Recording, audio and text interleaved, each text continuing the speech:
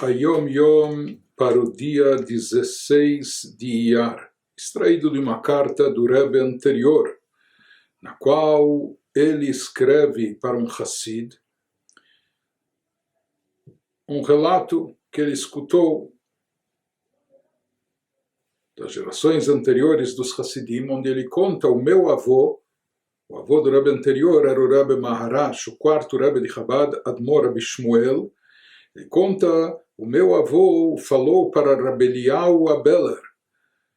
Ele falou as seguintes palavras para um dos seus Hassidim, para um dos seus discípulos, dos seus alunos, um Hassid do Rebbe Maharash.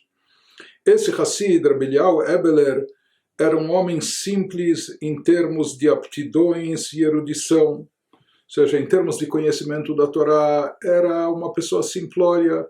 Ele conhecia somente o básico, não entendia muito nem de Talmud, nem de Halachá, menos ainda, talvez, de Hassidut, dos assuntos místicos. Era uma pessoa que tinha conhecimentos muito básicos e limitados. Então ele era um homem simples em termos de aptidões e erudição.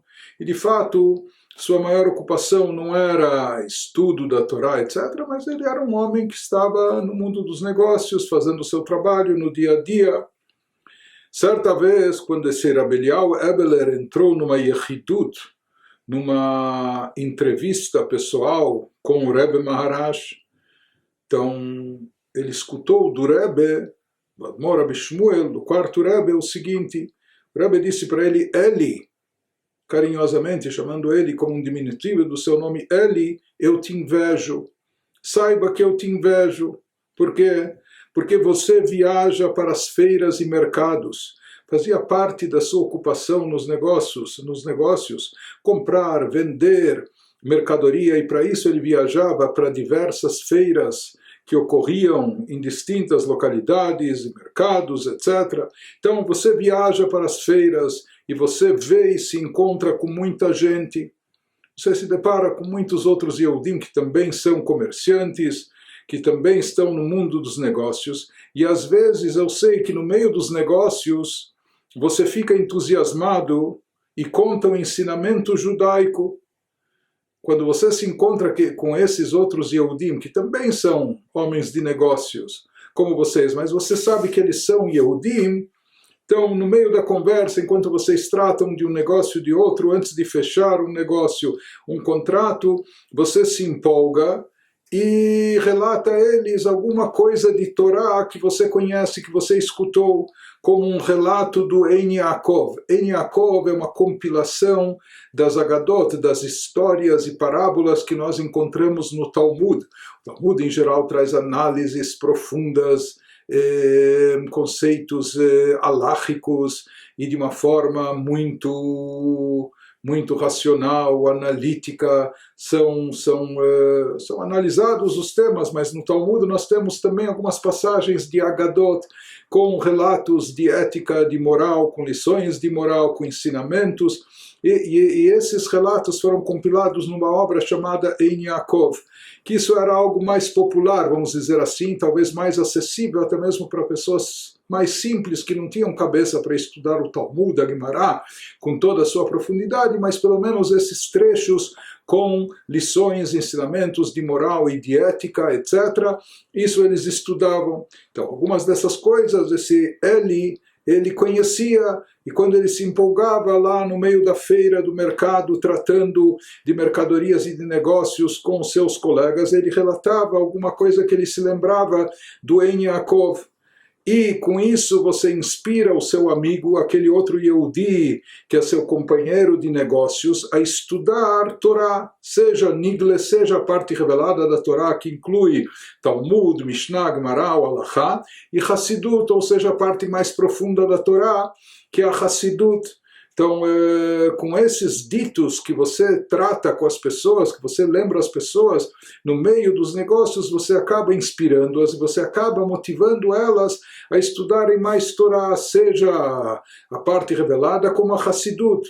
Saiba, assim falou o Rebbe Maharash para esse Hassid, que era um Hassid simples, como nós dissemos. Mas saiba que eu te invejo por causa disso, que lá no meio do mercado, no meio da feira, no meio dos negócios, do trabalho, você desperta o coração de Yehudim para motivá-los para estudarem Torá, para se dedicarem mais ao conhecimento judaico. Saiba que isto provoca uma alegria nas alturas.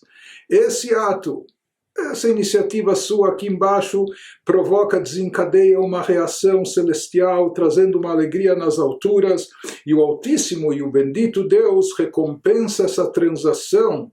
Ele não fica lhe devendo. Saiba que Deus lhe proporciona, lhe dá a corretagem, por assim dizer, lhe dá a comissão, e isso ele paga com bênçãos para filhos, dando a você, concedendo filhos e nachas, alegria, satisfação dos seus filhos, orgulho dos seus filhos, vida, vitalidade, saúde, longevidade e sustento, e também parnassá, sustento de forma abundante.